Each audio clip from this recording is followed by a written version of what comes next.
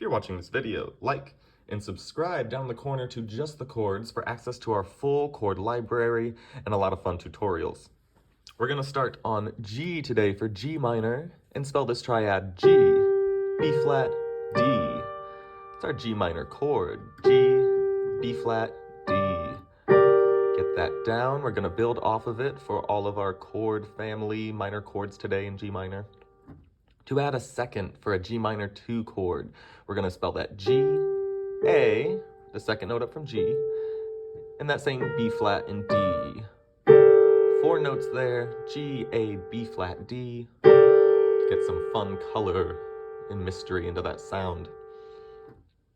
For a suspended 4th or open 5th, go to our G major chord family video, link in description to the chord library playlist.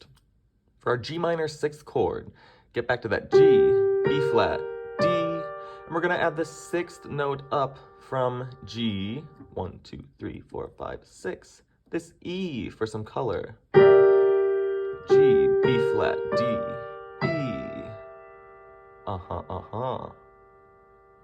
And for a G minor 7, we're going to add the 7th note up from G, F, G, B flat, D, F.